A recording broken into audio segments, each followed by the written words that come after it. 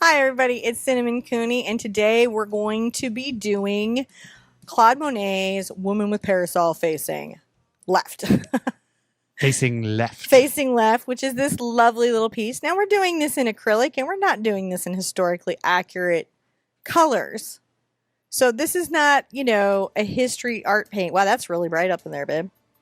Is it? Yeah. I will come fix the brightness. There's more information about this painting down in the description. The wiki link is there. I also have a traceable because drawing should not at all be what keeps you from painting. Drawing is just a single art skill that you can develop at any point during your art career or not develop at all. Or art journey. Just whatever you're doing with your art. I mean, there's a lot of really great artists. I always like to mention Andy Goldsworthy. He didn't draw at all. I'm sure he can draw, but he just doesn't draw at all. It's just not the only thing in art. So we also have a traceable video in the Big Art Quest to talk about some of the ways that you can transfer on. The Frugal Crafter's got some great videos about how to transfer images. There's lots of stuff out there. So just know that that shouldn't be the one to stop you. Outside of drawing her in, this is a very easy painting. This is really easy. Really easy. You just need to know the steps. That's the only thing between you and getting this painting done is all the steps. It's definitely not going to be, you know, you don't have to worry about, like, if you're at home going, I have no talent. Yeah, you do. We're going to show it to you. It's really cool when you discover it. You can be like, wait, where did all this talent come from? It's actually skills and perseverance. But, you know, that's what art's about. It's just about hanging in and developing your art skills. Mm-hmm. We're doing this on a 16 by 20 canvas with acrylic paint. Yes. I have the colors listed in the description below. I have some extra colors listed down there because some of those colors can help you with some difficulties that you might have. But the base palette, the basic base palette is, are you ready, John? Yes. Burnt sienna. Mm-hmm. Love it burnt. See how that's a nice reddish brown? Oh, wait. Now try. Okay. Burnt sienna. There you go. Burnt sienna. Push that forward a little bit. Cad yellow medium. And listen, you can save money and increase the safety of your paint by buying hue. Yeah. Yes, you can. Yellow ochre oxide. Sometimes they call it ochre, sometimes they call it oxide. Mm-hmm. There's a whole thing in the painting world about whether that's the same thing or not. But here's, for the purposes of you purchasing paint, it's going to be called one of those two things. Okay. It also, in the 1970s, was called Harvest Gold. So try not to get too wrapped up in that stuff. You just want this nice gold yellow color. Okay. Ultramarine blue today. Right? Cad red. And guess what? Just like the yellow, you can save money, a lot of money, by buying hue. And it's slightly safer. You should not eat paint. No. You should not eat paint at any point. But definitely you shouldn't eat cad paint. Yeah. Like, that's paint you should never eat because you would have metal poisoning. Dioxazine purple and phthalo green, and of course titanium white. The two optional colors that you can use, I'm going to show them to you here, is unbleached titanium. Okay. Not as an exchange for the titanium white, but it can help you get a neutral mix if that's really making you crazy. If you find in your home thing that neutral parchment mix is just eluding you, that'll help. Okay. And zinc white, because it's a transparent white. Okay. Right? Showing you the difference between these two. I know I'm going on a long time, but difference between these two. See how the lines have disappeared on the big one and they're showing through on the little one. So there was a lot of questions about if you don't have unbleached white or if you have zinc white, what is interchangeable? Zinc white's interchangeable probably with mixing white. I mean, they're not really the same thing, but in the purposes of your painting, they kind of work the same.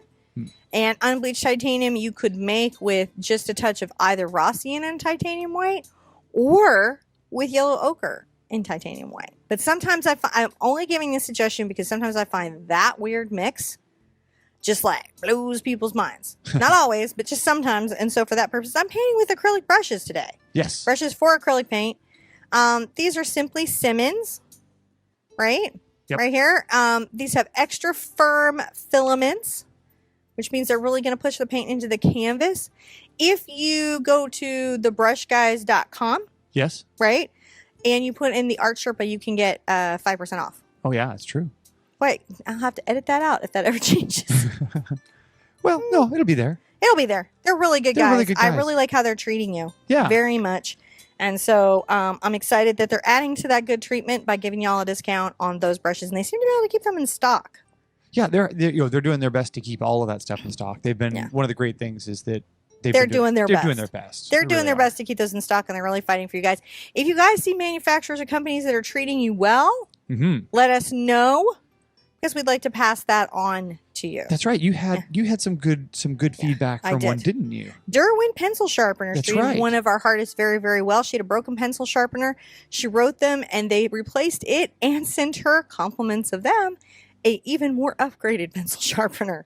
So listen, some of the companies out there treat their customers very well. And whenever you have one of those, please, please, please, please go on Facebook, Twitter, wherever, and share that good customer experience so we can financially support the people who go the extra mile for us. That's those 2 are cents. good companies. We have wishes today. There's a lot of people asking about our wishes. We have wishes. Let's get some wishes in. We like to put wishes on our canvas. I'm going to do them with a very light pencil so that they... Oh, did you do the love you message again? I always put... I like you sneak that in there.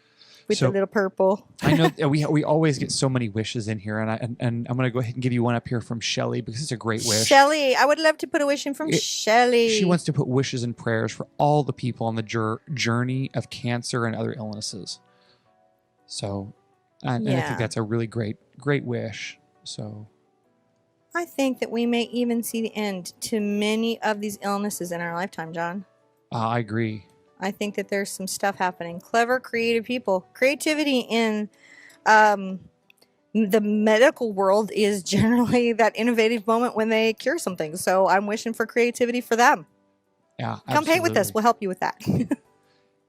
What else have we got? Oh, yeah. So I'm going back over. You had some notes over here for me. I did. And so we wanted to, we would like to, I would like to send best wishes to all those who are feeling ill and to every child, to have someone who loves and cares for them. I really wish that.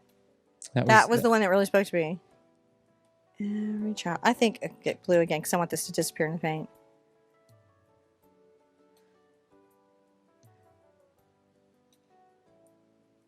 It's really important that children of the world are taken care of. Mm-hmm. Just super important for the future. We all need to work on that.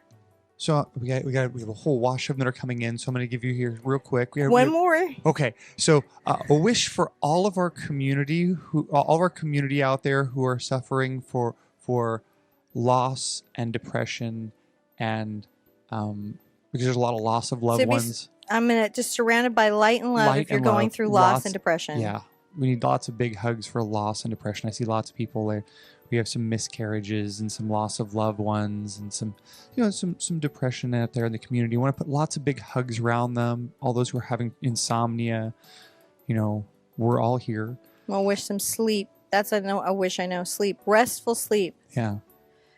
All right. So listen, if you guys see a wish that speaks to you, remember you can put it in your own canvas. I like to use watercolor pencils because they kind of disappear into the paint. Mm-hmm. You could use a light chalk, or if it's a wish that you want to remain out, you can always write on the back stretcher bars. Yeah. Let's sketch our girl in.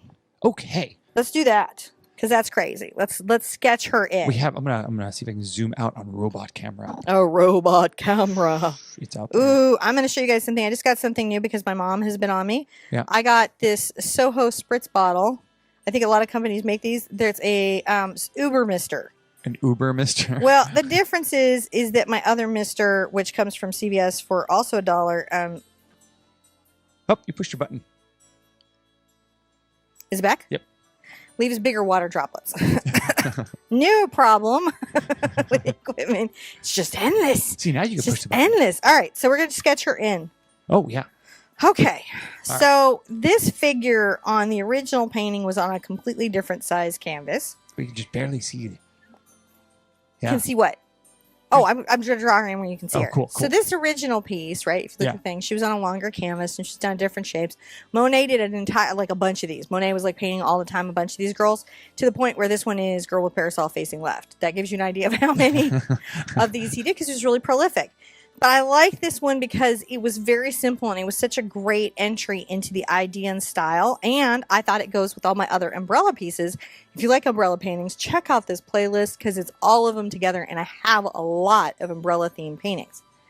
My first trick to getting her in was to find my center point, which is right here on my canvas. And I came down about 3 fingers and I made a circle. Now, when you're making a circle, this is a ginger tip, and I thought this was so good. If you're having trouble getting it, she's like, no flat tires. No flat tires. So make sure that your circle is not a flat tire, but is round like a clock. Right? Isn't that kind of interesting? Now, I came down about 3 fingers again, maybe 2.5 fingers, and made a little mark. And what you do when I'm drawing the figure in, I make an egg shape. An egg is kind of pointed at one end and rounded back at another. And this is a quick cheat. It's not really a cheat. It's just what you do when you're doing figure drawing. You make a little egg shape. At the back of the egg shape, I sweep off a neck that comes back. Yeah. And then back from the point of the egg, I know I'm going to have a little chin. Yes, I'm going to cover it with a scarf, but I like to know where things are. I come from the top of the head about 1/3 down. If you think about this, this is actually when a face starts. You might not know this, but most of the head is just not face. The face is really in this really tiny spot on face drawing. So I come down that little brow point so that I can run my hat line across what would be her head. And I do this like a little frown line. It's not a frown. It's very happy. Right? And I'm going to come out and make my little brim and join it. And it foreshortens back into itself. So you're seeing the wide part. And then I do that weird little point that he had. I don't know what hat she was wearing. It must have been something that was stylish at the time. A jaunty hat. I don't know if you guys know this, but the body is 2 heads. Huh. I didn't know that. So I'm just going to make sure that I have a body, whatever it is, that's about 2 of these. I like to come out for the bosom, like he did. And then I've got this little corset, so I've got to bump out for that. And then she's got this. There's the little back line, right? Now, at the bottom here, what can happen is you guys can have trouble guiding yourselves through the bottom. So come up like a pretty wide hand or 1/3 of your canvas and make a little mark here. And come here, maybe this is like 4 inches here, and just make a little sloping line. You really don't want her and her skirt to go too much past this because you have to have some grassy knoll here. Gotcha. Not the famous grassy knoll, but this is still a grassy knoll you need to be aware of. I'm going to curve this line out and flick it up. Pull it in, short, maybe about a 1/2 inch. I'm going to come down next to it and flick another little line. And then I'm going to finish my bell because the skirt is really a little bit like a bell. Oh, nice. All right. Now I know I'm going to have, and I did this little sketch here. I'm like, I'm going to have some grass here and some things. It's going to make this all work. That's all I'm going to do. So I've just my circle here and all this here. Here's the trick on arms. Her elbow will be here. Where? Your elbow will be at the waist every time right there. And I don't, how stylized, how altered your drawing is. You look at Brancusi, where's the elbow going to be? Yeah. Right? It's true. He may have elongated the waist, but where did he bend the arm? If he bent it, was right there. So this is the trick when I'm putting in this arm is to make sure that my elbows do this little chicken dance are at your waist. That's all it is. And then I'm just going to come down and make sort of like this little teardrop for the hand because he didn't get real specific about that, did he? Then he drew a little line off here. He says, oh, she's got a little parasol she's holding. I'm not going to worry about that too much because Sky's going to paint it out. But I'm going to give her an arm that's clearly bent here. Right. And a little mitt shape that's holding that. That's all that is. To get the umbrella in, right above her hat, right? If you think of the apex of her little brim here, coming out and make a little line. And that's going to be that point of my umbrella. It's going to scoop to the right here and scoop. Wait, that's the left. What are you? Scoop to the right, scoop to the left. It's about the scoops this direction will be more open and bigger than the scoops to the right. I'm going to do another little scoop. Wait, why is that? Because of the perspective, the foreshortening of the umbrella. We're actually seeing some of the top here and we're seeing into the concave of her umbrella. So on my flat surface, when I'm trying to say, hey, we're seeing that, that's how I do it. I flatten out these scoops and that lets some of the umbrella, see it here, peek out, still show, which is why the circle can be nice. And that's what I'm trying to do is because I'll have that nice in the sun. I'll create some shading here. And that's what's going to help, if you look right here, to create that concave umbrella shape. Tip the other way. Concave. Oh, sorry. Concave umbrella shape. I don't know where I'm at. I'm like I could do this one too. Okay, you were in a good one. Here, I'm going to go this way. How's it go? See that? So that's what it takes. Isn't that just easy? Easy peasy pudding and pie. Now, I'm going to sketch in a little cloud area up here, coming up from my upper right-hand corner, about an inch over on the top. I'm going to make a little random little shape, and it's going to come and join her umbrella. And then it's going to randomly come like this. There's some cloud. We've all seen that cloud. We know that fluffy little guy. Yep. He lives up there in the sky. Monet knew him. And then Bob knew him. And now we know him. And I'm going to make another little fluffy little random shape that comes over this way. And he's going to come up like this. Now, she's on this cool hill. So she's got another couple cool clouds that we're going to do. We're going to do a little peeker. You know this cloud. He peeks in. Right? There he is peeking in. And then this one. Now, here's my trick with clouds. I'm very random. Look at how random I am when I'm drawing. So even though my brush strokes are going to take out some of this design work. Some of those are hard to see there. It's still there for me to follow. Did I get back on? Yeah, you're on. Okay. Like I've turned myself on and turned myself off. I got to get used to that. This one's going to come down. It's going to jut down. He's going to have some shape. Look at that. So there she's on this hill. Right? The grass is kind of dry. She's got this beautiful sky. And we know what's happening here, right? Yeah. Okay. So here's what you're going to do. And I'll show you guys if you have the unbleached, right? Or if you don't, I'm going to show you both ways. I'm going to show you all the ways it can be done. And I'm going to grab this number 12 bright. Mm-hmm. I'm going to get my paint wet with my water, not my coffee. That's the trick I'm going to do. And I'm going to kind of blow your mind with what I'm going to do next. What are you going to do next? I'm going to take a little of this gold over to this white. And I'm going to paint in this canvas with this gold and white. Now I'm going to go around my little cloud shapes and her. Right? Yeah. Interestingly enough. This first mixture is just going to be all the space that's my sky. This is like, you know, the acrylic colored ground. Oh, yeah. It's also like an underpainting. But what we're doing is we're saying we know our strokes coming up are going to be kind of open and loose, especially if you guys in the art card did Monet's Twilight, right? Yeah. Okay. Did you guys do Monet's Twilight? You're messing with me on the cameras today. I'm messing with John.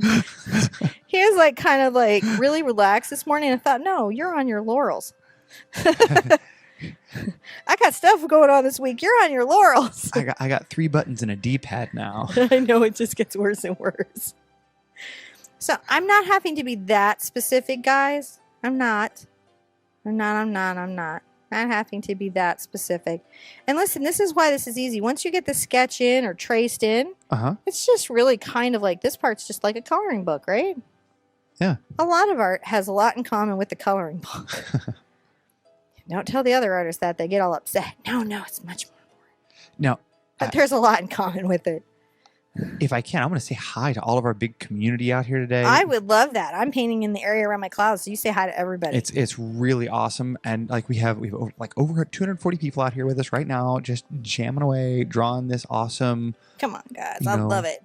Or painting this awesome painting with us. But I wanted to say that I noticed that there were a lot of people asking whether or not they should share their pictures up here, and Flame Gremlin was passing along that there was a lot of course, please, we love seeing them. I've been going out on up on both on social media on our website and just going through all the pictures here over the past couple days. Overcoming your shy. John is actually quite shy, so it's hard for him to comment. So he's overcoming his shy. Yeah, I'm trying to make a point of coming out there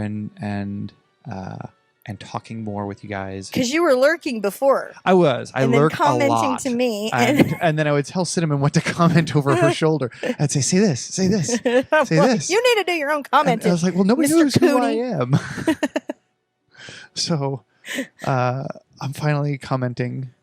But and there's a lot of congratulations out there to you, Cinnamon, for hitting over 40,000. Thank you. Well, congratulations to you. Thank you very much. That was due to your excellent shares. I see you guys out there going, hey, This is fun and free, and you can do it too. I love that you guys do that. Thank you. Thank you. Yeah. That really helps. That's how it happens. I think that has a lot to do with me going to New York. I really do. Yeah, there's a lot of people who are really, really happy that you're going, and we're all here to support you, Cinnamon. So I appreciate it. I do. I appreciate everything you guys do. I appreciate the shares and the likes, the comments, and the subs. I do.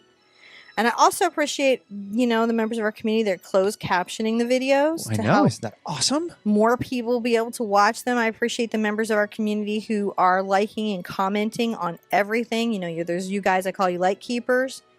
They keep the energy so positive and inclusive. And I love you guys. There's a group of you that just shares and shares and shares and shares and shares. No. And I love that. And those are all really good ways to help out. Now, can I ask you? You can ask me anything. It looks like you've got some darker color there closer to that cloud. Was that intentional? You know what? Probably. There's a bunch of weird little subline decisions that my brain will make that your brain might possibly make. And you'll start... have you noticed when you watch other painters that they'll get some crazy color on their brush and they just start looking for places to put it? They just start looking. I think it's one of my favorite things watching other really experienced painters is they got something on their brush and you can just sort of see them. Oh, I'll put some over here. Ooh, I'm going to put some over here. Woo! And that's okay to do. And so sometimes I'll get a color or tone and I'll be like, hey, that'd look good there. It can be nice to create a darker tone around clouds. Just to imply some depth or something? Yeah. Yeah. It's a weird thing that you'll just start to do on your own. Huh. I don't know if I moved my mic off too far. You're good. I'm good? Yeah. I'm good. He says I'm good. Now down here, I'm going to go a little darker than I did in my sky. Like you do. And I'm going to kind of paint my little hill in. Just a little darker. Not the full ochre, but just a little darker. Right? Not the full ochre. No. Sorry. This is so weird. And just get that painted in. Painting it in. Just painting it in. I just need to know that it's different than the sky above it. So I can see all the shapes that I so carefully sketched in. So gotcha. So that someone was just asking about, and let me go see who that was. Okay. Vicky. So yeah. Vicky was asking, could you just paint the canvas yellow before you drew it in? Oh, you push your button. Yes. Yes. You could do that. You could do that. And if you're confident to do that, definitely do it. Okay. When I'm doing it on my own, I'll just do that and sketch it in with paint. But I recognize that's not appropriate for here. Right. Oh, okay. There are things that I do in my own art practice, and we do them a little more, you guys know, in our like 2-hoop, 3-hoop paintings, right? Where we throw in some more of those techniques. But when you're new, having a map in your canvas is essential. I'm going to switch brushes to a smaller brush. This is a number 8 bright. Ooh. Danielle offered to help do some closed captioning. So Danielle, that would be amazing. Yes, thank you. We love all of that help. Now, interestingly, I just grabbed some of that unbleached titanium. Can you guys see that right here? Oh, I got to move the little camera up there. Okay. So now you could just mix either, if you want to get a similar thing, you just mix more white into your ochre to get a very, very light color. This just lets me know that this is just a slightly different space. Right? And I just wanted to show you the difference between the mix. Gotcha. Right? But you could just mix a light color, and I'll do that on this cloud. How's that work? Show you guys the 2 ways you could do it. Yeah, that looks nice. Right? By the way, off-white, if you have a bottle of something that says off-white, that'll work as an unbleached titanium. Oh, yeah? Yeah. Don't get too, we're not trying to forge something that the Smithsonian is going to get confused by. So right. You don't even have to worry about that at all. Well, aren't we working in a different medium altogether? Well, yeah, there was nothing that was going to fool them. So, I mean, at that point, you're just having a good time and spending some time with Monet. But you can see now that cloud against what will be the blue sky. Mm-hmm. Right? That's just the thing that you can see. Now, another thing I could do is just take a scotch or a smidge of my yellow oxide and mix it into a lot of white. And do this here. So just as long as it's a different tone or value, right? Different value than the background. so I can see it later when I'm painting in my stuff. And also, these are kind of fun, valuable layers. I actually found this was a fun way of doing this. Mm-hmm. It was all right. It was okay. Yeah. Yeah. You know, as ways go. So that was one way of getting it in. I just don't want a pure white background for my clouds. It's just something. And we're going to be back with some other colors and some other things. Another mixture you could put on your cloud is to scotch a smidge of the burnt sienna and the white. Yeah. Yeah, that's another thing that you could do. So I know you guys might be really new at painting and you're like, what is she changing up? Because here's the deal, guys. There's a lot of ways to get it done. Get her done. But notice how I'm keeping the space that I have in my clouds. I know where they are still. So if I really worked hard at sketching those in, they're not gone. And also now my canvas is covered in paint. What are we looking for? Okay. My canvas is covered in paint.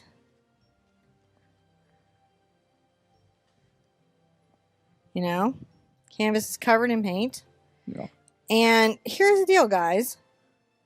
There's just lots and lots and lots of ways you can get it done. Lots and lots and lots of ways you can get it done. Shifting sides on me. Wasn't trying to shift. Well, I have to paint all the clouds in. No, it's okay. It's now much more like playing a Nintendo game back here. Is it? Well, you're good at that. Oh, I got a lot of sienna on that, but I'm not that worried about it, am I? No, I'm not. I am not that worried about it at all.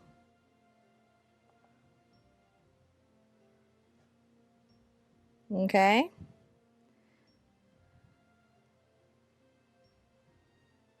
It's really a pretty color, though. Isn't it? So, yeah. It's just nice. It's just fun. And we're going to have to get her blocked in, too. Oh, my goodness. Blocking her in. So he did a lot of paintings then, didn't he? He was prolific. Even, and especially in terms of his day. I'm taking a little burnt sienna, just a scotch of it, over to my ultramarine. And I'm mixing in a lot of white. It's going to give me a nice gray.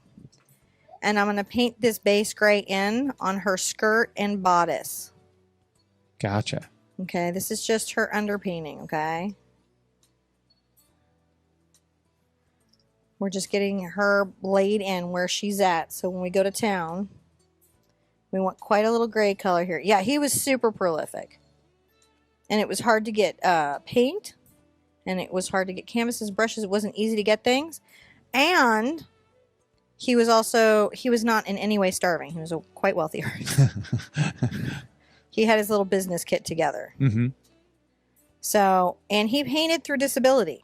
Oh, yeah? Yeah. As he got older, he lost his sight and had a great deal of health issues going on.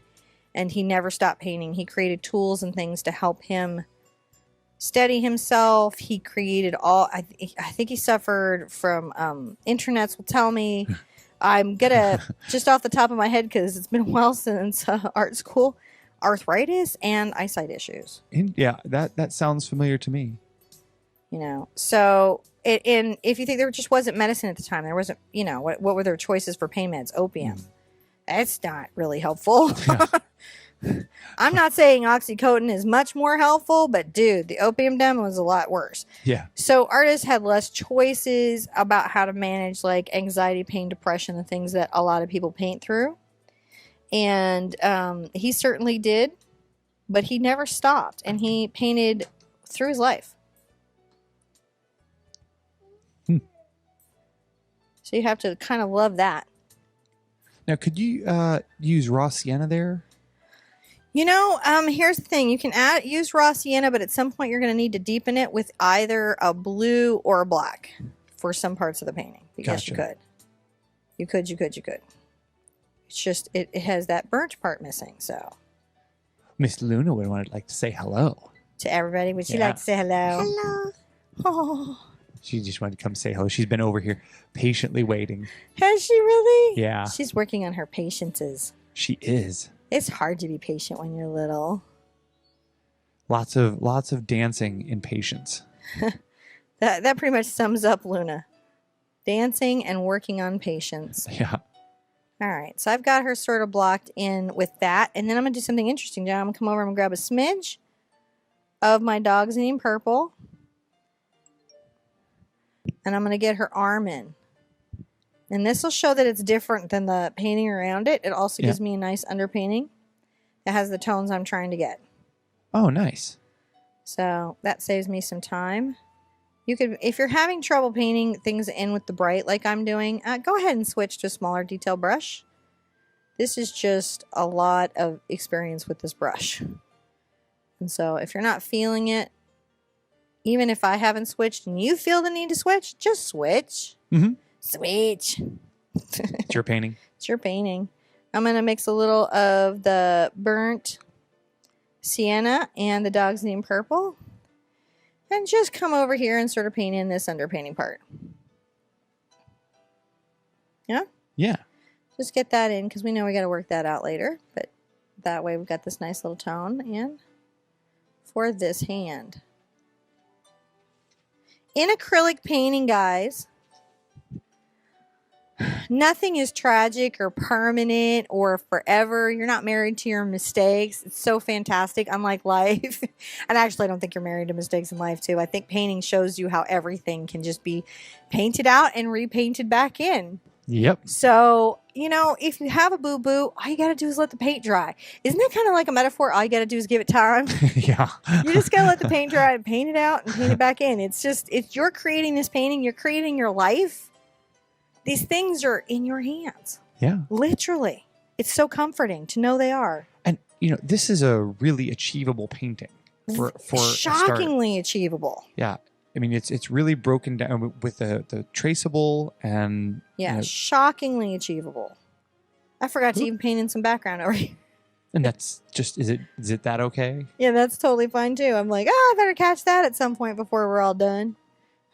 Like you do. Like you do. Like you do. Because sometimes you're just painting along and you're like, oh, I forgot to paint that section. But it's no big deal.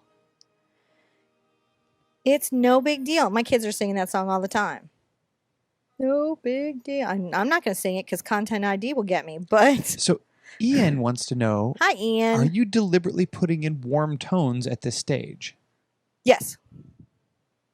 Okay, cool. I'm glad Ian caught that because I don't know what he's talking about. So what it is when I looked at the painting and I was getting a sense of what it was, I noticed that there was this kind of glow coming from underneath. Now, that's likely a combination of how he prepped his canvas and raw linen and those types of things, which none of us are even dealing with.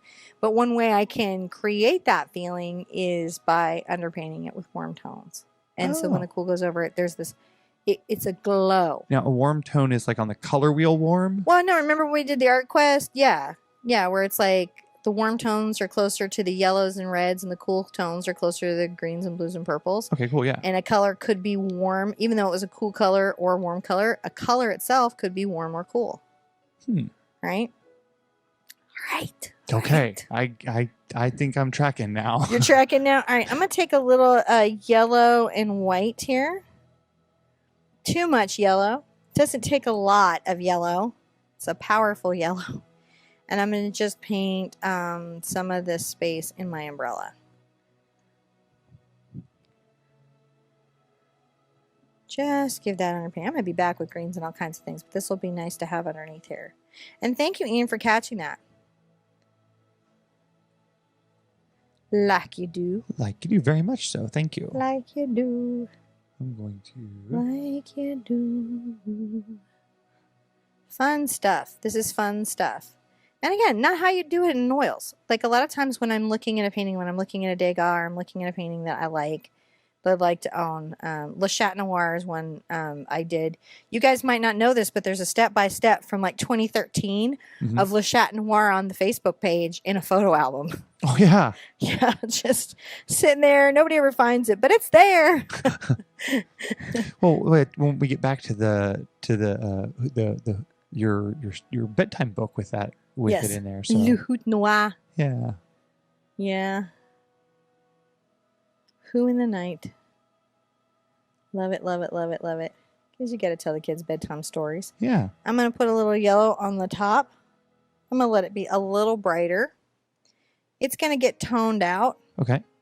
Right? And I realize I just want this part of my umbrella showing. I have some of it sketched in I don't want showing. And that's okay. I'm like, once I see it, I'm like, just don't paint you in. And I have to paint in the sky there. And that's just something that, like, things will happen. Where, especially if you're teaching. I'll tell you what, guys. Things will happen when you're teaching. Yeah. I call it the slip. Where you're just going along and you're like, wait, what happened? Why is that painting sideways? Because you at home should be like enjoying the peace and quiet of painting. Yes. Right? I'm going to grab some just ultramarine blue. Right? Just a little bit darker than everything else. And kind of put in a base for that hat. Right? So we know where that is. Now we kind of know where everything is. Now we can move it or change it or alter it as much as we'd like once the paint is dry. This is the magic of acrylic paint. You can do anything you like once the paint is dry. I've got a number 6 bright that I've left soaking in water. Too long. Too long. I touch my painting and make sure that it's dry. I kind of feel like Goldilocks should be called Rambo because, I mean, she's just survived a lot. Just left in a swamp forever. That's so true. I took a little white and my ultramarine blue, and this is going to be my darkest color on the painting. And I'm going to be doing not such dashy dashes like what we had, right? But still fairly quick brush marks. Well, I'm going to jump in and say hi to Lindsay because I just saw Lindsay. Lindsay, the frugal crafter. The frugalist. She's super famous now. She's on Craftsy. Do you guys know she has tutorials on Craftsy? Isn't that insane? Craftsy. So impressed. I have taken things from Craftsy. I have. Yes. I like Craftsy's website. Yeah. Yeah, very much. I like Lindsay. I like Lindsay too. I'll go there if they got Lindsay. It's so true. So many interesting things to learn and do in life. So many different kinds of ways to be creative. And these ways of being creative are all interchangeable. These skills work everywhere. Mm-hmm. I'm just dashing along. You can kind of see my little dashy strokes. And this undercoat is showing through, and I'm not stressed about that at all. Not in any way. Not in any way. Just dashing along. So I'm wondering what Miss Lindsay's up to today. She's on her lunch break. She's on her lunch break. Isn't it awesome? She comes and joins us on her lunch break. She has so Is this Tuesday? It's I think sorry. all day. It's been like getting ready for that next step thing. Doesn't she have to be in the hot seat or have somebody in the hot seat on creators like in a minute? Probably. She's jumping from one to another all the time. It's so true. She's like the busiest person. I know. She's like so busy doing Lindsay things, being Lindsay on the YouTube. On the YouTubes. I remember when I first found Lindsay on the YouTube being like, whoa, this will make a lot of video. So many videos. I'm adding more white to my brush. And look at the load here. See how it's not going way far into the bristles? Uh-huh. That's important. If it gets away from you, goes way far, wipe it off, rinse it out, and reload. She says she just got done with the video creator show. Everyone who's on YouTube, who has a YouTube channel, should go watch that. Because they will tell you how to have the YouTube channel better. I often, on my Tuesdays, John will tell you because he has to listen to it, go by right after I get off the air and catch up on whatever they had to say. Although it's funny because I have to multitask, what I read first was that Lindsay just got a drone today. And I was like, really? Jealousy. That's the coolest thing I have heard yet. She's going to be doing drone footage. That would be fantastic, wouldn't it? I could just see her son out there piloting the drone for her. She gets awesome footage. It'd be funny. You should do it. Super funny. I'm going to sippy. I need some caffeine. Squeak. Squeak. You know you have a little button for that now. he's giving me a button to turn off my sound and turn on my sound, but coordination-wise, I'm like painting, I'm teaching, I'm like, there's a button and I got to drink coffee. That's like a lot. I'm working on it.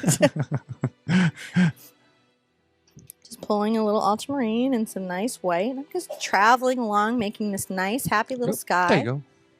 Around this pretty woman facing left. He painted her facing right. He painted her with a kid. There was a lot of painting her. Audie says she's already got a drone and drone footage. Does she? I'm guessing so. You know what? She might. It's something that I want to really do someday. Yeah. Well, I mean, you kind of have some. Yeah, a little bit. But I mean, you know, I'd like to do some big outdoor, you know, cinematography with drones. See, I'm just dashing here. It's now, I've got a bigger brush, right? And you can also, you don't have to go all one direction. You can break up these dashes on this one like this. Mm-hmm. See, I'm kind of crisscrossing. That's okay because of how this piece was done. Oh, okay. This is one of those pieces, like, I was painting it and John's like, I don't know what you're doing over there. But as it comes together, it just comes together. It's just one of those paintings. All paintings have an ugly stage. That's just a true thing.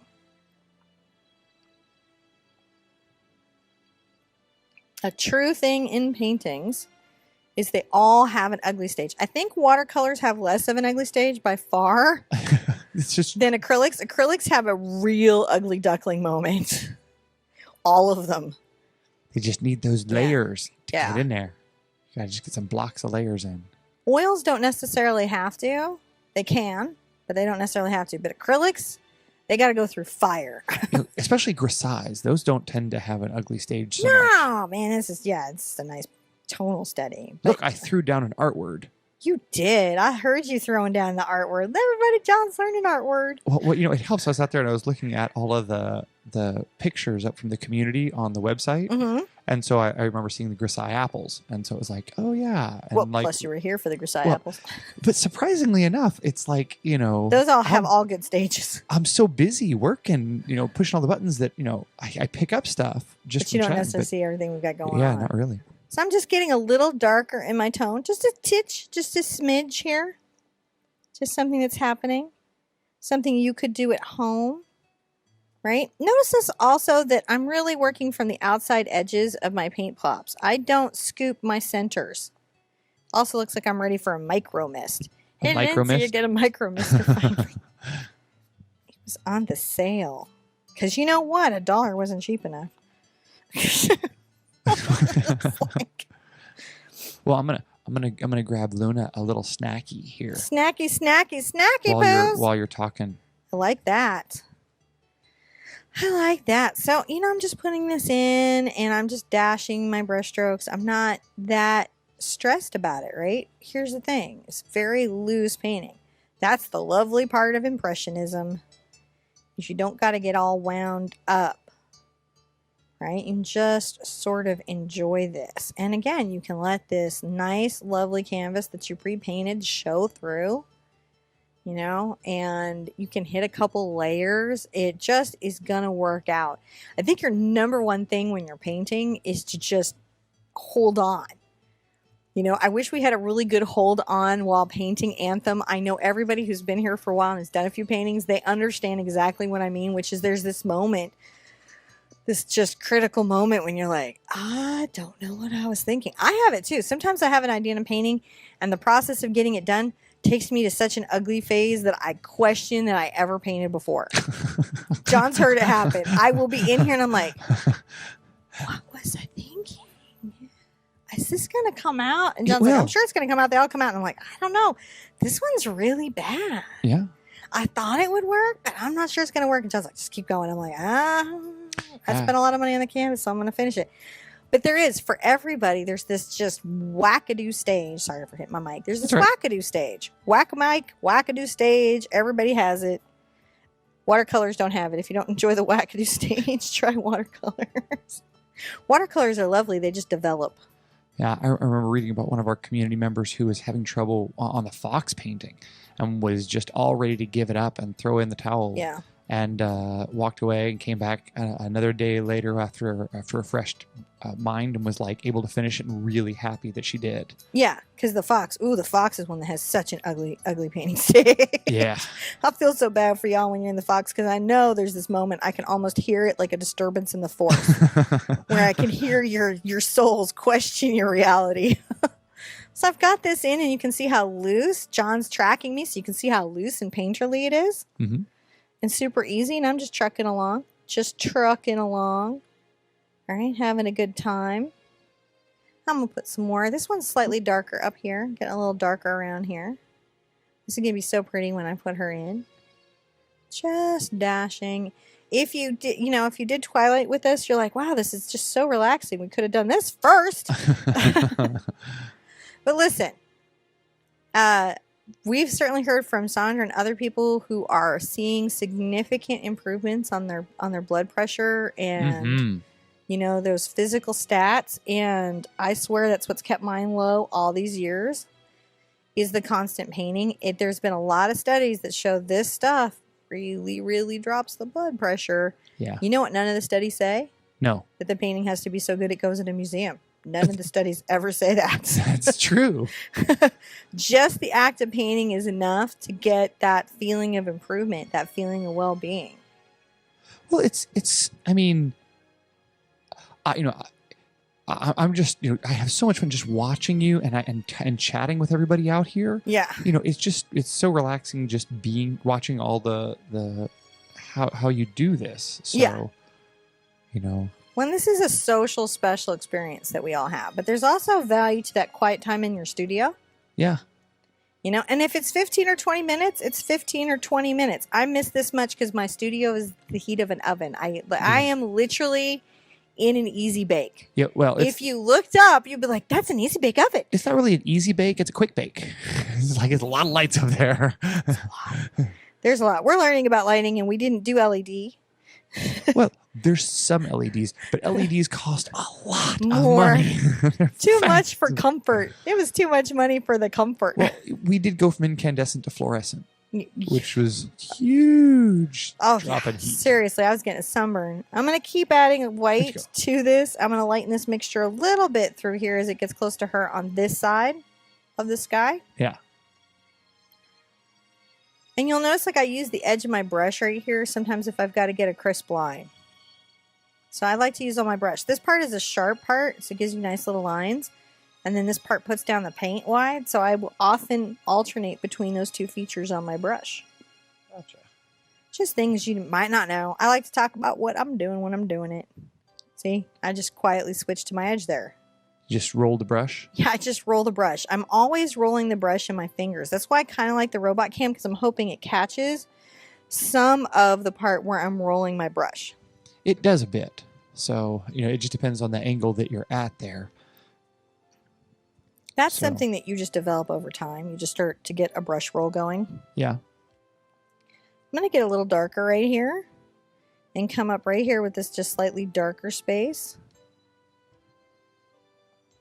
Just a little darker. Just a little darker. Coming up. There we go. But then I'm going to get more into the white there. Lighten it back up. Super fun stuff. Painting on a Tuesday. I'm so happy to be sharing this with you guys. I really like umbrella paintings. If y'all haven't noticed, owls and umbrellas. I kind of like some. I like to put me some people under an umbrella. Hopefully y'all are not sick of the umbrellas yet, because I feel like I have more umbrellas in me. I think there's more umbrella story. But if umbrellas are over, you can let me know. It's like, no more umbrella. Got it. Yeah, they seem to be liking the umbrella. Is it okay? Umbrellas are okay. Because I still feel like we haven't done a guy under an umbrella in a city. Yep. And I feel like, there's still more umbrella story to tell. There's more umbrella story. I do. So much fun stuff. Just having some fun here. Right? There we go. So there's this sky. It's very crosshatchy. Yeah, it's, you're just dabbing and cross-hatching, and you can even go back, and it's very open, and bits of the canvas show through, and you just, if you feel like something needs to be like, I could re-soften my upper edge, I'm going to get that darker blue and come up here and be like, maybe you could blend a little more. Look at that. You go over Coming here up and look at that. there. Just making sure that that's, you know, it's darker up there. It makes a difference from, you know. If you ever get to see these paintings in the museum, you'll notice that they're quite intense up front, but when you get away, they become very serene. Oh, yeah? Yeah. It's a very interesting thing. They're not what you think they look like. I love the museums, and I'm not trying to call out no museums, but it just feels like sometimes the prints and the reproductions of the books look nothing like the actual paintings when you see them. Yeah. It doesn't just seem like that. It often is that. Actually, I'm just going to say it. Often you're just sitting there going like, that doesn't look any. I mean, like, I know it's the same painting, but did the photographer just decide color balance? Meh. You know, you're like, it doesn't look like that, and it doesn't feel like that. And sometimes you just got to go. I know it can be hard to go to the museums. You know, a lot of them have free days. Yeah. A lot of museums have free days. Highly suggest you do that. It's worth it. It's actually, wow, it's not just for a Ferris Bueller movie cutscene.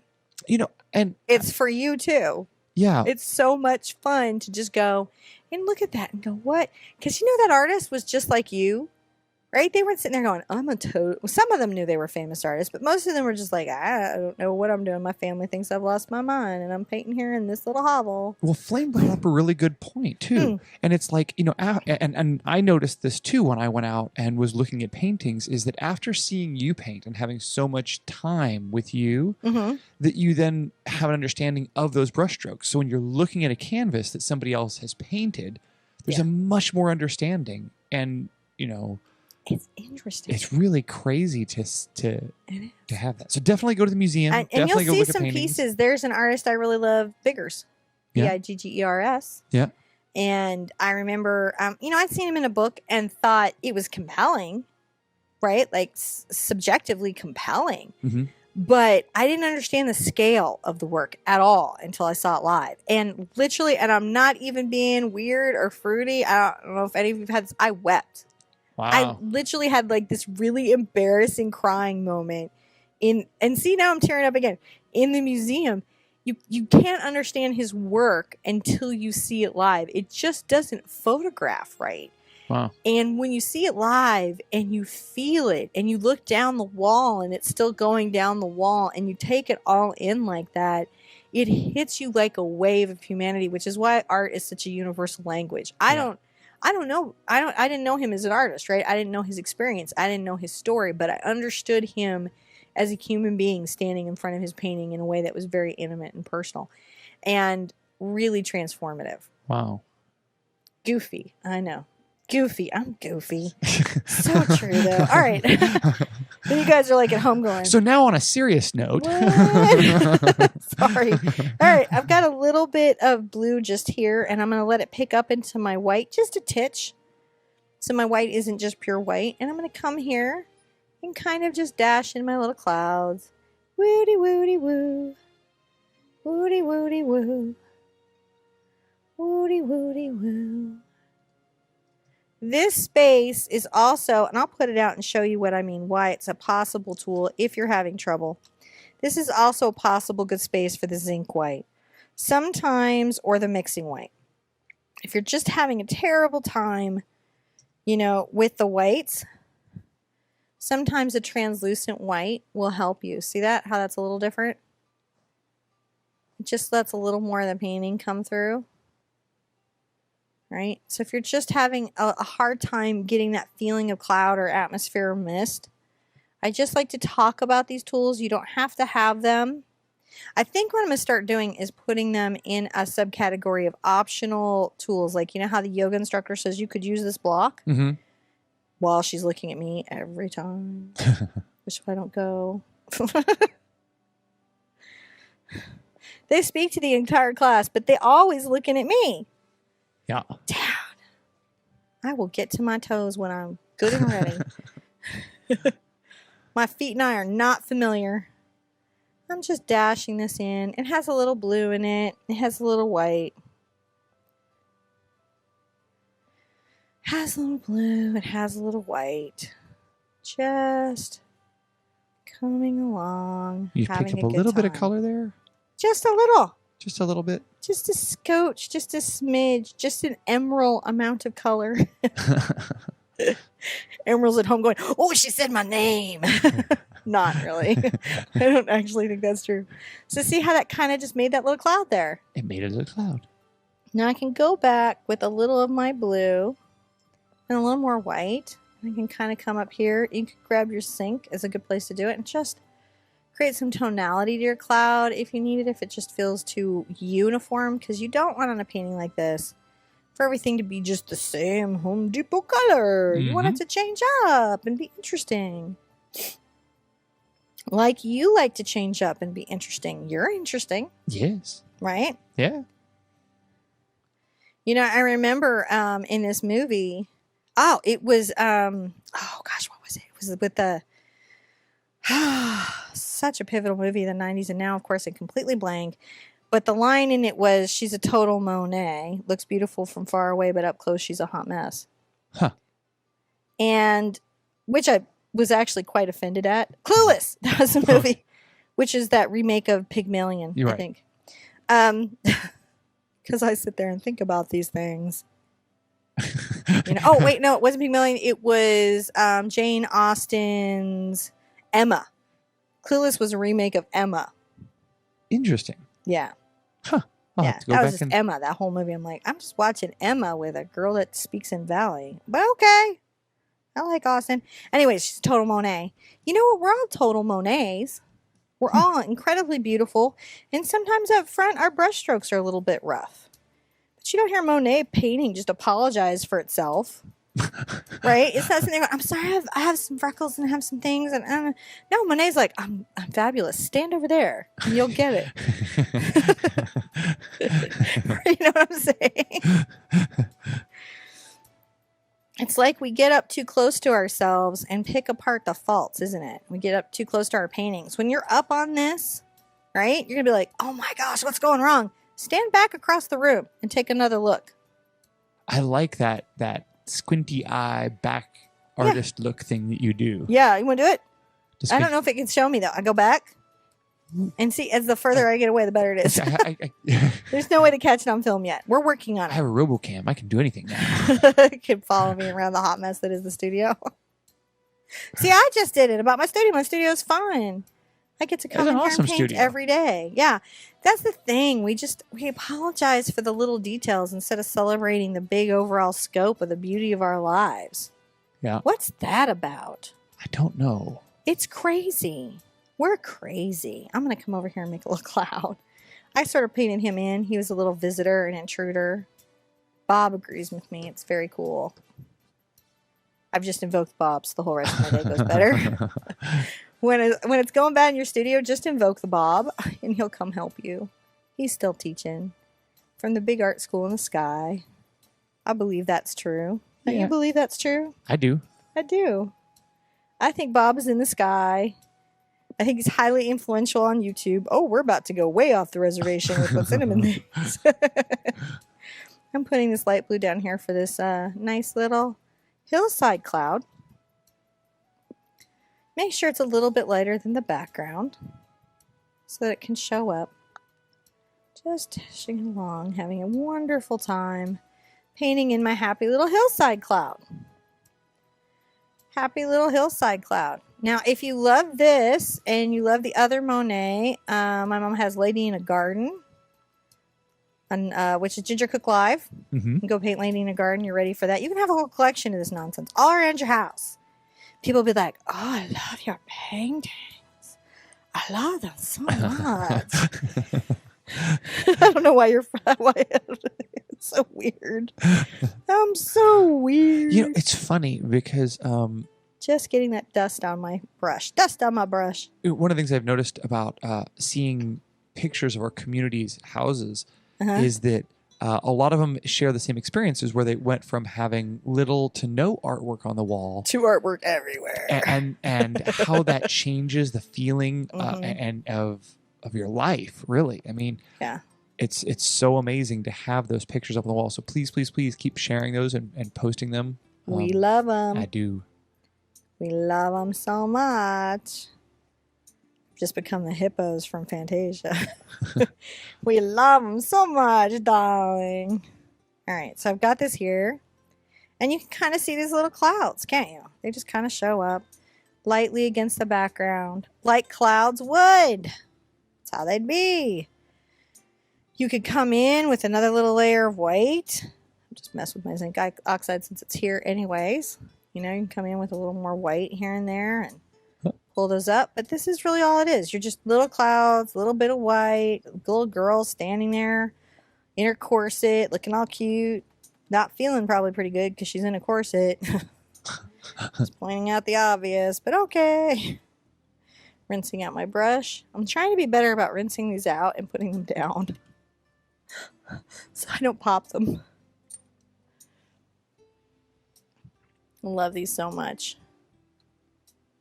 You know, but any brush that is economical, has a good firm filament, the bristles stay in the ferrule.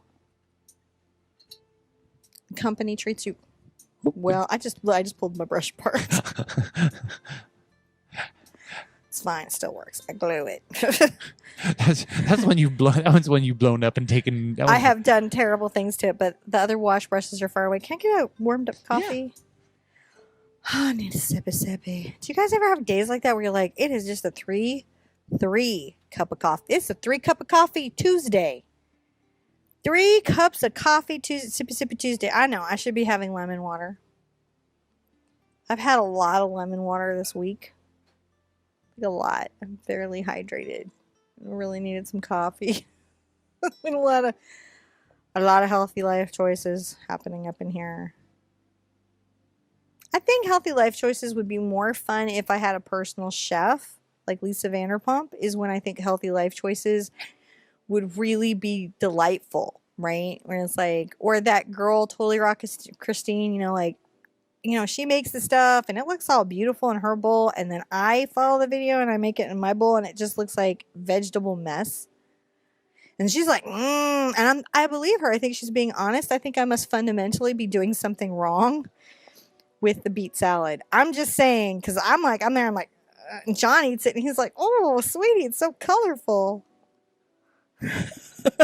Puts it down. He's like starving to death. It is. Well, it's very nice. Beet salad. What can you say? I don't know. I just think I'm messing up the recipe. No, it's good. I like beet salad. Who ate the first beet? Let's go get them and slap them. That good? Just tell them no.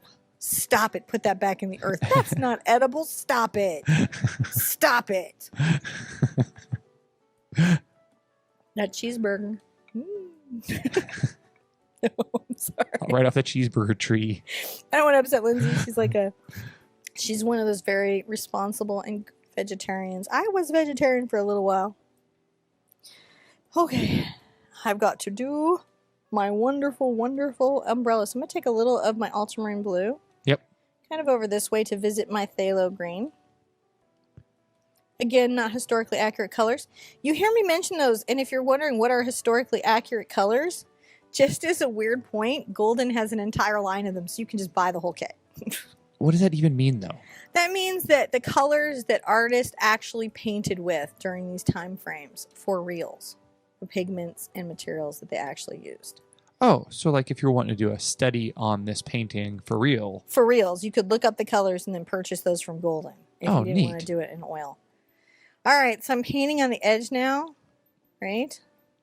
And then pulling this down, pulling this down, pulling this down, pulling this down, and painting on the edge. Mm-hmm. Pulling this down. So I paint at the edge and then pull it in. That's all I'm doing. About 1/4 of an inch or salvage edge. Maybe 1/8 of an inch here. Just a smidge. Lindsay had a tofurkey sausage for lunch. Stop it! Did you? A tofurkey? See, I think probably Lindsay can cook though. So, like, I found when we were totally living meat free, I really had to cook. Like, I had to really be thinking about it. You know, John still lives totally meat-free. So, Lindsay, you can share that tofurkey sandwich with him. I'm getting back to it. Healthy life choices. My vegan powers persist. It's true. He does totally have vegan powers. Those of you that know what he's talking about and get that movie reference, have a moment. Squeal. That's one of our go-to romantic movies, actually, for him and I. Scott Pilgrim. Yep. Yeah, Princess Bride, which is not a romantic movie or book. I don't know why we associate with that. Mm-mm. It's a terrible story. Everybody died. It's terrible. What the heck? What were we thinking? Sometimes you and I have the weirdest romantic movies. It's true. Just weird. What were we thinking? I don't know. Coming along this edge and pulling it down. This is so nice. Not as far on this side. Not as deep and dark on this side. All right. So I'm going through the content ID thing, babe. Getting ready to unlock the space. You unlocking the space. Yes, right. Unlocking the space in New York. I saw you doing the videos. So apparently YouTube has these special training videos where they explain to you what the heck you should have known before you started making videos in the first place. Yep. And I got, through weird series of events, locked into content ID and copyright. Oh, that's right. You watched that, I swear I had to watch it 6 times or so. So there's this adorable girl that stars in the videos named Jane. Oh, yeah. I totally want to meet her now. She's so funny. Popping in and out of the screens. And also, it was shocking the stuff. I know a lot of copyright stuff, a lot. Yeah. But trademark wise, I was really whoa. Whoa. Interesting stuff to learn. There was. I think music, which I don't know that much about, was probably the most interesting. Just, it exhausted me. Just to the point where if a musician came up and you want to use my music, be slap. I think you slapped your mic off.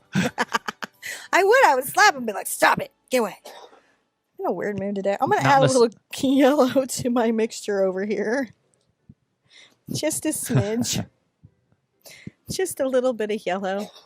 Oh, and I need to add some white to it to lighten it up. More yellow, more white. Let's lighten it up. Let's put out some more white. More white. Yeah. You turned yourself off again.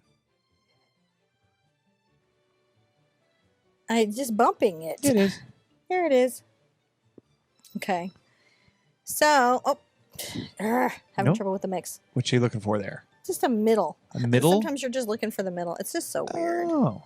I'm looking for the middle. I'm just trying to pull this because I just need a little bit of this around here. Not everywhere. Not constantly. Just a little bit here and there. And there was maybe a little here. What we're saying is that the sun is shining through this very interesting umbrella. And this is how I was reflecting that. And you can see I'm still keeping this way down my bristles. Yeah. Way, way down. And now I'm going to come over and really, really, really, really, really lighten it. Really, really. Really, really. Really, really. Really, really. I'm going to say really, really too many times. So Trish says she's really excited. And so she says, I love the umbrella paintings and I am excited you'll be doing more. Oh, yes. So many umbrellas yet to do. I would love to know. I should have put up a poll. I have one of a guy. I feel like women are really under the umbrella, and I have one of a really awesome guy in a suit with a blowing tie. I want to see that one done. I like that one. But I don't know if anybody else would want to paint that. I don't know if it's like the quail.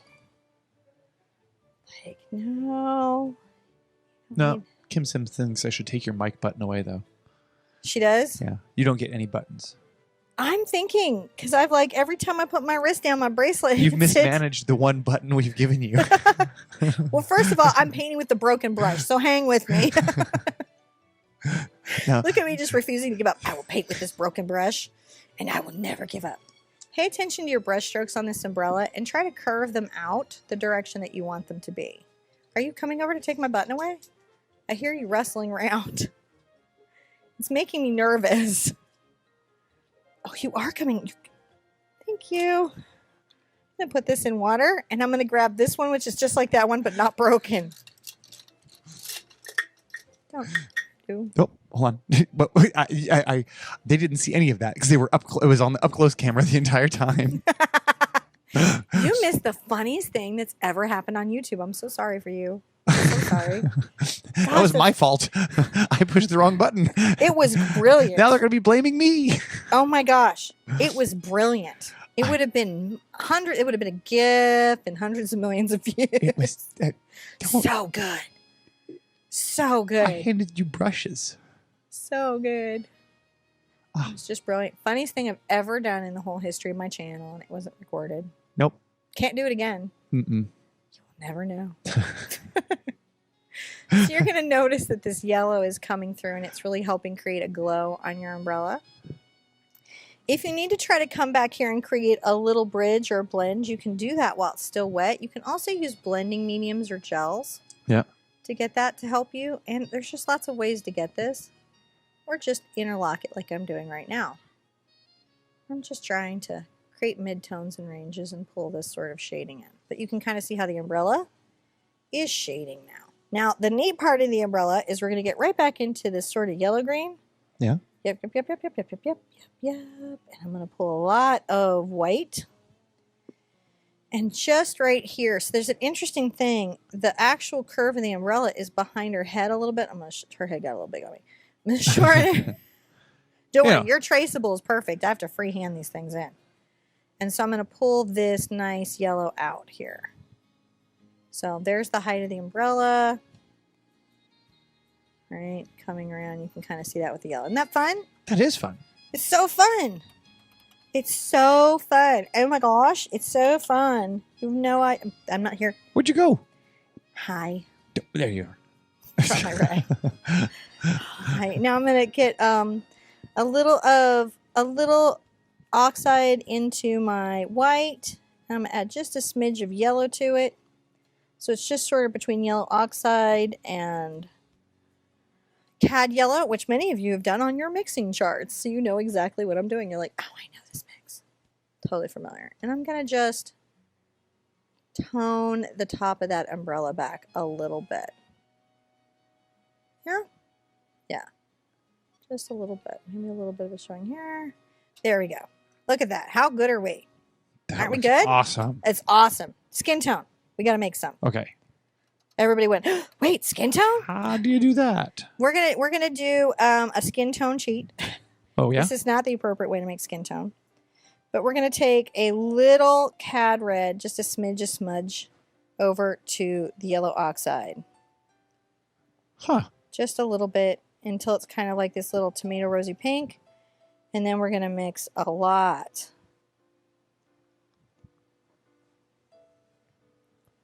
of white into it.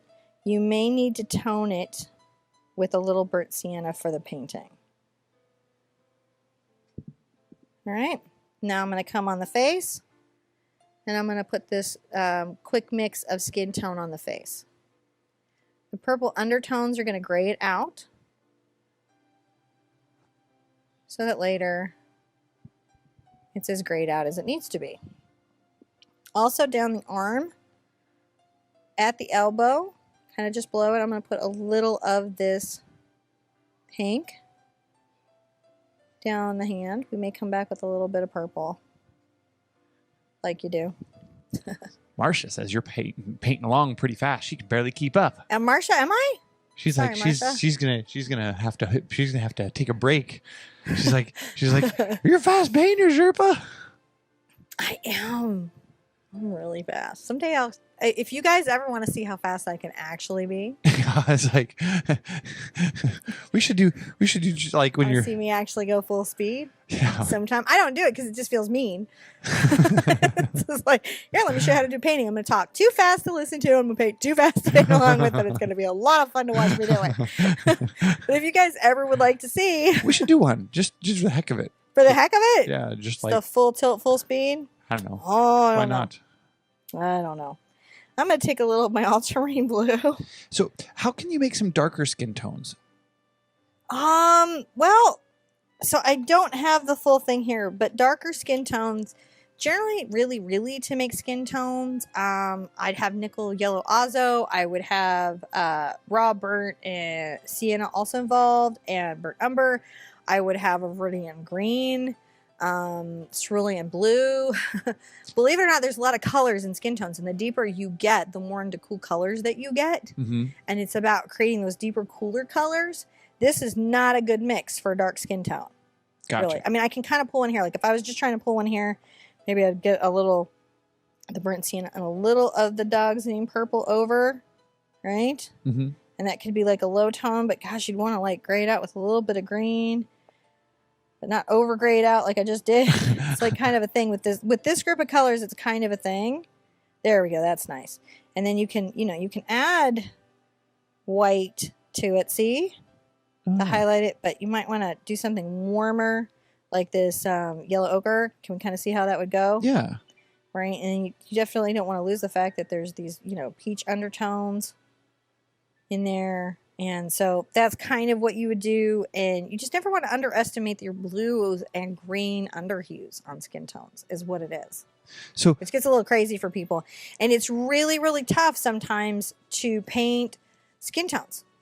Because like even in light skin tones, there's like so many like warm and cool hues. And then you cannot believe, look, I know your whole life you've been told people come in many colors, but you really have no idea. You really don't.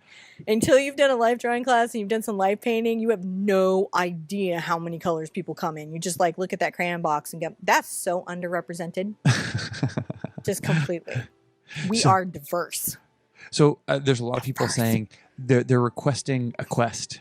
On skin tones? On skin tones. Yes, I know. It's going to be a long day. Actually, I think we'll almost have to break the quest down into kind of like different skin tones. I mean, that could be like 6 quests because that, and then you've got noses, ears, mouths, and fingers. Oh, yeah. Because this is, when somebody said, I think somebody a while ago, listen, if anyone says to you, your skin tones are uneven, be like, yeah, because I'm human. If I paint even skin tones in my painting, I messed up. Right. Right? It is fabulous what we can do with makeup about how we kind of create this sort of smooth, even surface and all this stuff going on. But when I'm really painting people, there's going to be tonal ranges. Oh, yeah. Yeah, right? A lot of them. And in this phase, there's a lot going on. Oh, my gosh. If you paint somebody with freckles, like, let's get it on. Yeah. Okay.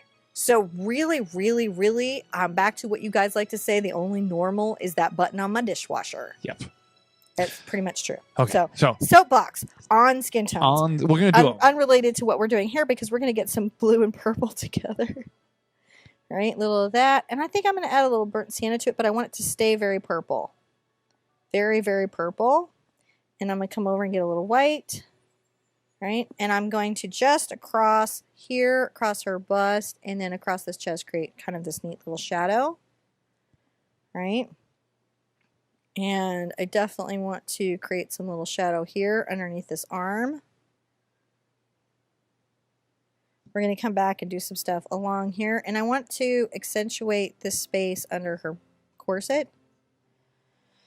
And let's start pulling some streaks up. I'm going to come in on this crease right here. Right here. See it? I'm going to start pulling some streaks up. I can kind of see it. I want to zoom out a little bit more. You're going to zoom out a little bit more? I'll pull some streaks up into her dress. We got some stuff going on. It's a good time to put them in. It's a good time, guys. It's a good time. It's a good time to put in these streaks. Because what we're doing is we're creating a directional line trying to say that there's this wind that is blowing her skirt. And you have to put it in with your implied lines, your brush strokes. And then down here at the edge of the skirt, it is darker than the rest. So you can go ahead and add that down there. And you don't have to be that specific. You can be pretty loose. Pretty loose. Scrumbly, right? Fun stuff, my friends. Fun stuff. Now, you know that the dark skin tones we mixed earlier with a little bit of the burnt and a little bit of the dog's name purple? Yes. We're going to get back into that, interestingly enough. And you're going to add a little white to it.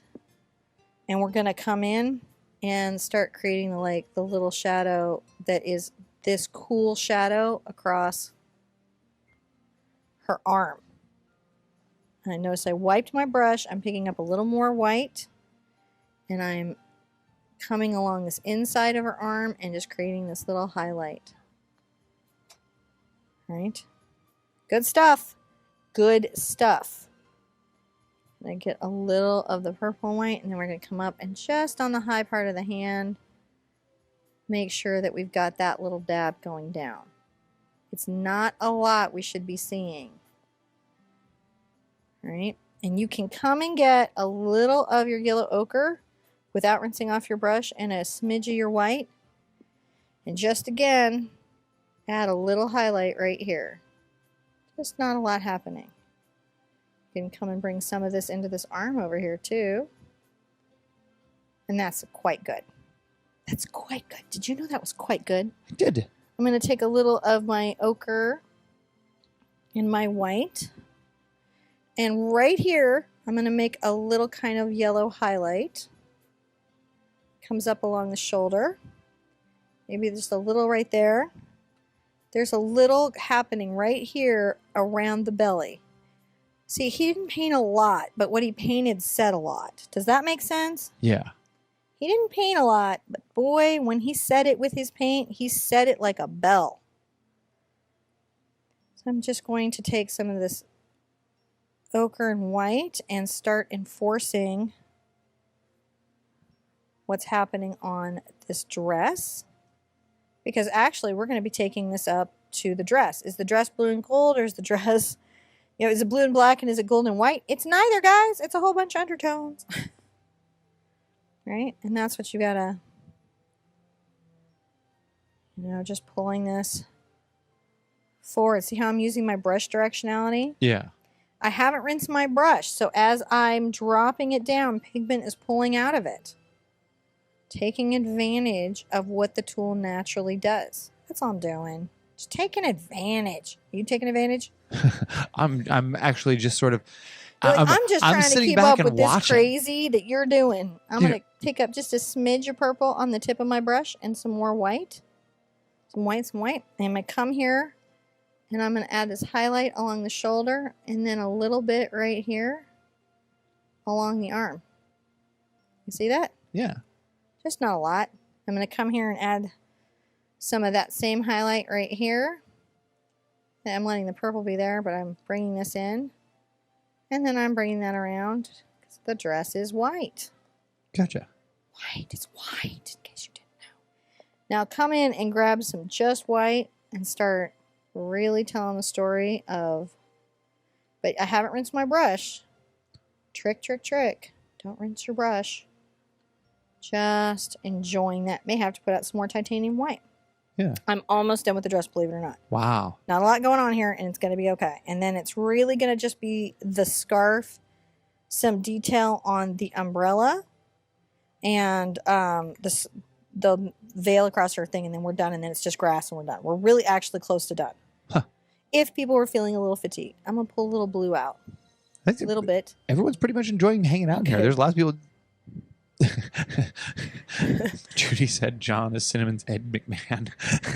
Oh my gosh, he so is. Isn't it true? I've grabbed a little blue and white. I'm creating a little shadow right there. And guys, right along the edge of this skirt, I'm going to pull it down here. Right along this outside edge. Okay. See me pulling it up? I do now. The purple is still there, but I'm kind of like taking this beautiful thick paint and I'm pulling it up. And I'm putting a little of it in the skirt.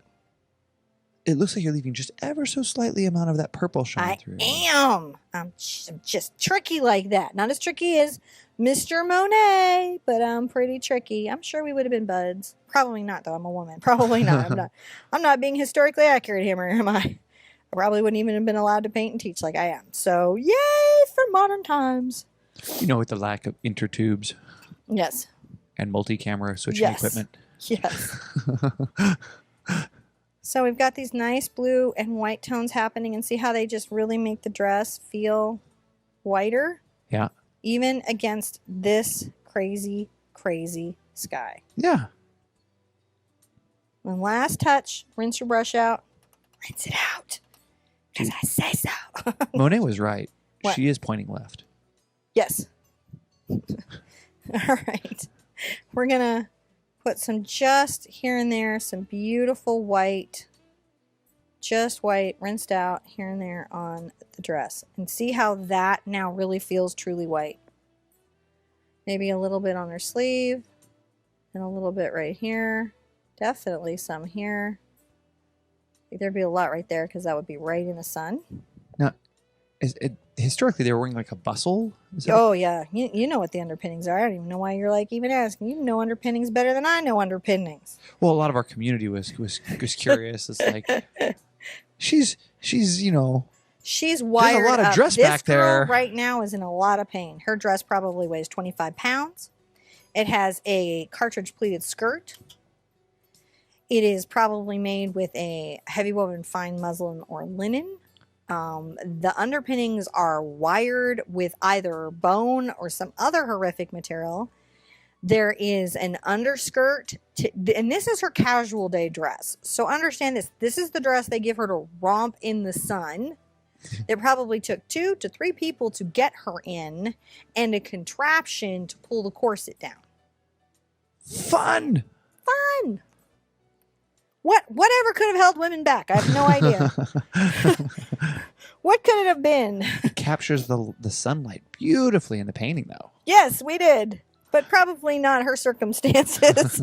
Oh, are we still on? Nope. Quest works. All right. How are we doing it on people back in I the think room? we're okay. I was doing something over here. I got to remember what the heck that was. You were painting. Painting. Yeah, I was about to paint in her hat. You were? I was. Okay. So I'm going to take a little of this yellow ochre I feel like I want one of those little clappers so I can go, action. and my titanium white.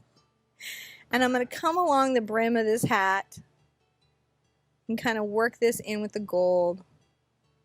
Right? Got our little brim in. The brim. The brims.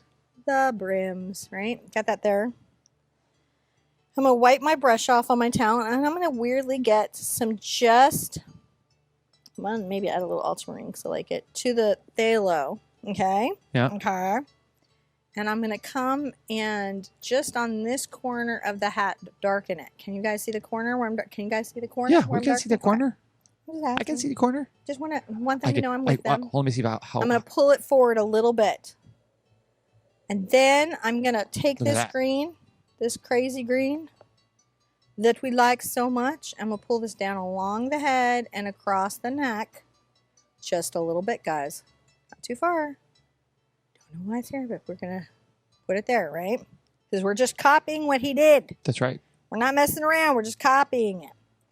And then I'm going to do this interesting thing here. I'm going to make a little dot here. And I'm going to just imply some ribbies. Just a couple places, just dashing out. Maybe some here and a little here. And a little one going up there. Just to say, hey, there's some structure in this umbrella, but nothing too much we need to worry about. We have this here. Now get your dog's name purple. What? No, that's What the is other. that? That's ultramarine. What color am I That's looking not at? color. That's not that color. It's not that color. So I'm going to take this over here. I'm going to mix the dog's name with the ultramarine. I don't think that color means what you think it means. I don't think it does either. And I'm going to take this dark color and I'm going to darken this hat. I'm going to do an interesting thing. I'm going to pull down this little hairline, right, on her face. It's sort of dark, right? I'm going to come just lightly.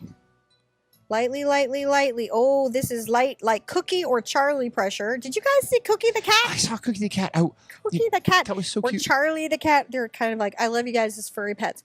So I'm going to pull this over as lightly as Cookie would chase the brush. Maybe Cookie's chasing the brush right now. Maybe. I don't know. He could be. That would be Inception Cookie brush chasing. That would be Inception. I'm also going to take a dark line very carefully, run it through my hand, and make a little umbrella shape here. Right? So I've got that sort of in, and this here, all this sort of dusted in. You can kind of come along this brim and just define it a little bit. You can even dust a little of this dark color into this green that we have. Now, wipe your brush. Don't rinse, wipe it. And you're going to pull just a little ultramarine. It's got a little dusting of that purple in it, but much more ultramarine.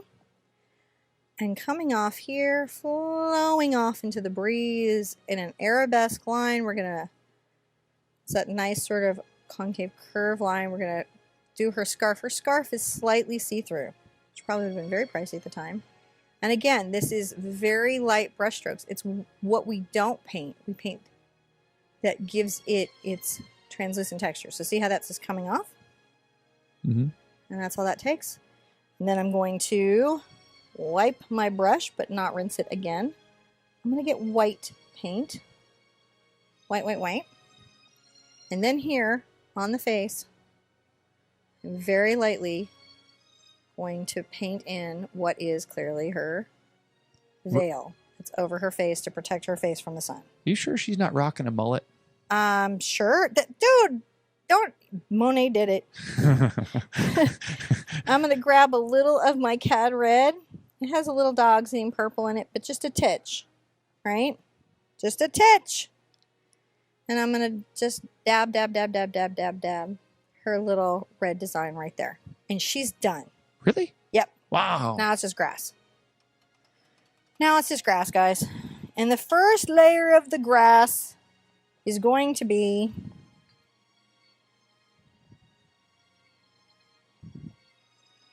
What are you getting there? is going to, this cap is not working, is going to be a little burnt sienna and white.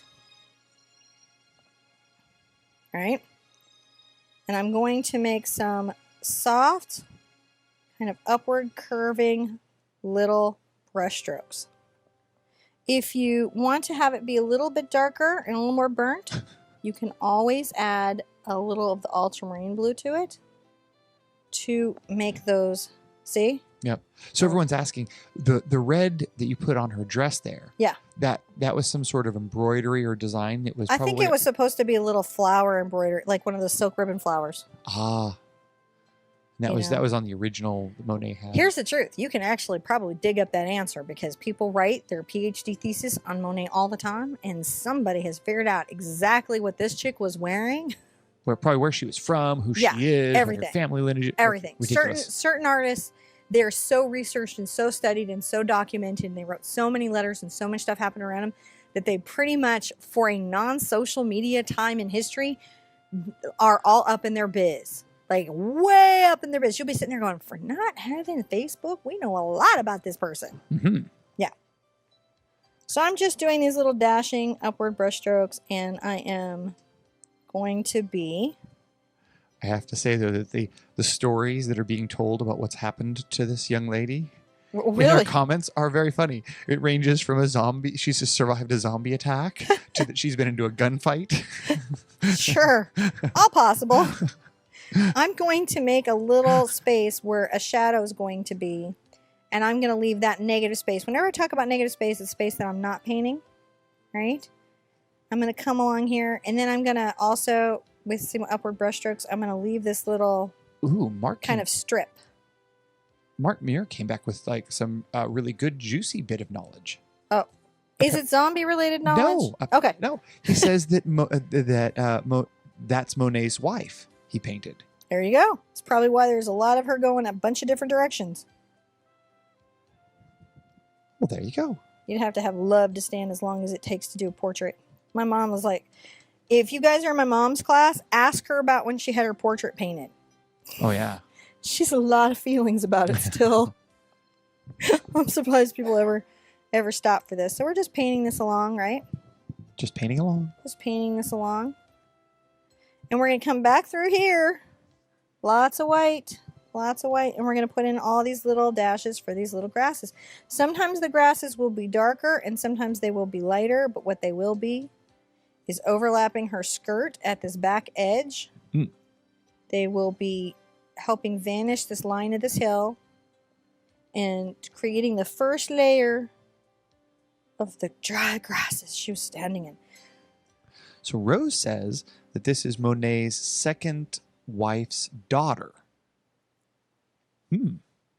See? We will be doing more Googling. See, Googling.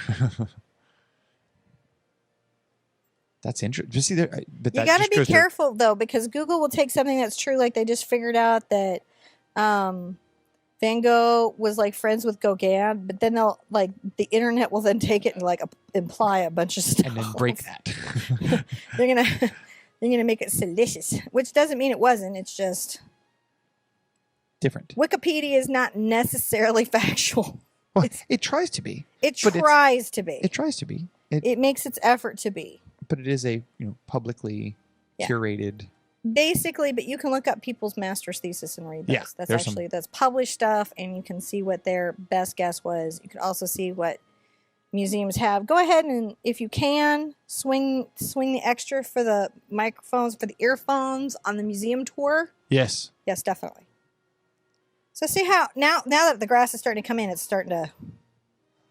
crazy how easy this piece is. It's a little time consuming, but it's easy. Right? A little bit. I'm just dabbing and dashing along on my bright. This is a number 4 bright I'm still doing. You guys had missed that with the breakdown of the broadcast and everything. Number 4.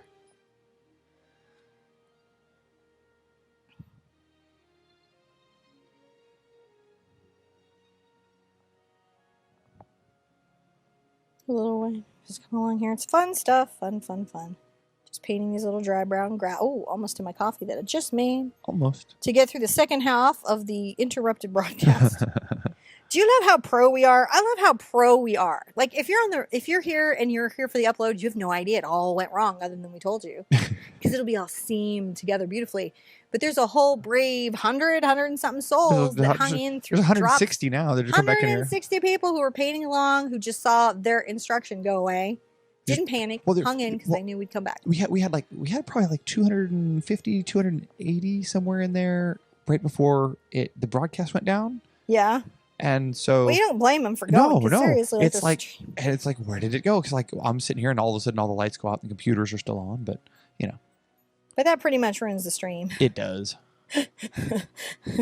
YouTube can do all it can, but that's going to do it in. So now I know why they have those cool vans that do all that stuff. Yeah. In the storm. I want that broadcasting van that broadcasts from like storms and stuff. Yeah, me too. Rinse. With the satellite dish. Yeah. Mm-hmm. Now I'm going to do an interesting thing. I'm going to take a little of my ultramarine blue, scotch a smidge over here, and I'm going to knock back my CAD. Ian's like, I'm here because we're hardcore. Hardcore. Hardcore hardest, man. We're hard. Thank you to my hardcore hardest. I need a sippy sippy. I need more of them. Just keep coming in. More and more. We have lots of... Thank you guys for joining us. First of all, thank you very, very, very, very much for coming back. And all of our moderators who are out there and reminding me that for like, comment, subscribing, and all of those things that I forget to do the calls of actions to. Thank you. Yes, definitely subscribe. That helps us. And then also helps you know when the video is. Yeah. I've got that kind of tinted down, that bricked out red that I had up in there in the little flower. And I'm going to make some little dashes in my grass here. I'm going to disperse them here, like I've got them in the lower left, and then I'm going to come over and put some more in the further left, and then maybe along this grass line. And then not too many, about that many. Not too many. Rinsing out my brush. Rinse. And I'm going to take a little of my burnt sienna over to my dog's-ane. I'll add a little white to it, just so it brightens. Not like a lot, but just a little. Because it's a shadow, right? Notice he's not using any black in his artwork. Interesting. And I'm going to add some of this. Just these little dashes along here. Picking up some more dog's-ane. That's gotten a little more purple, and that's okay. Look at how that implies the shadow. It does. Isn't that wonderful? How he chose to say that story. He told you a whole story about an outing, didn't he? And you feel like you know this girl. You guys are looking her up. You're thinking about her. There's an entire storyline where she's visiting with a megalodon. See? Yep. You're having an imaginative world. There's definitely an imaginative world. I'm going to put a little burnt into my phthalo here. And I'm going to fill this in with some nice phthalo green. Really finish out this shadow. Just watching this dark color. If they mix and gray out, that's okay because I want a nice dark color. It's alright if some of these go in front of her skirt. Layer her back into the hill she's on. But pick up some more green. Just bring it out here, and then I'll leave that little space there. So there's the shadow. Yeah. Now I can take a little white, right, and a little, maybe cad yellow, I think.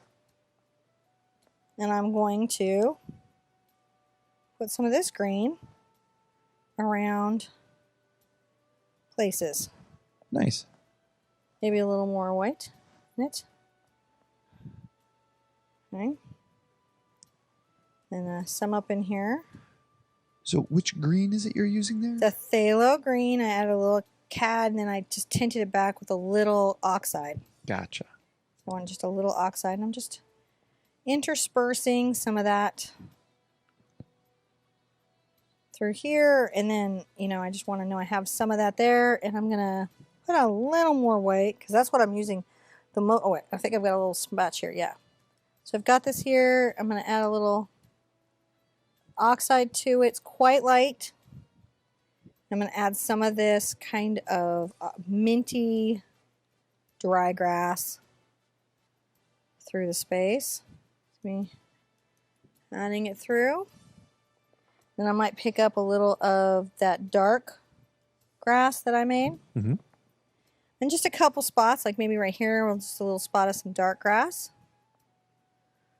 Oh, could have had some here. Just like a little bit down there. Like some right here. Rinse, rinse, rinse. Rinse, rinse, rinse. And pull that out again and get some yellow and some white. I've got this very bright one. Just right along here, I'm going to take this bright. All right, I'll just be dashing it. You can see the bright, how it pops in there. Yeah. Just a little fun. He clearly was just having a little fun. He had a color that he liked, mixed up.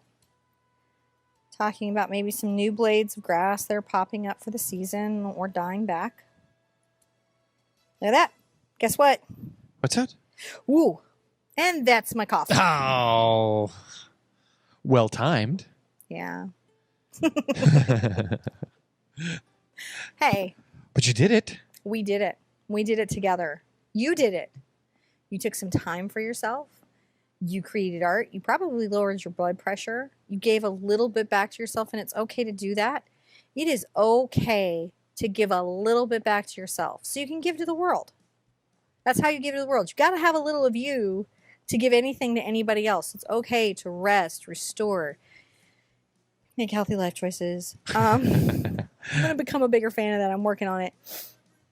To do those things that put you back into you and spending a little time. Oh, I love this painting. Having a lovely afternoon painting with Monet.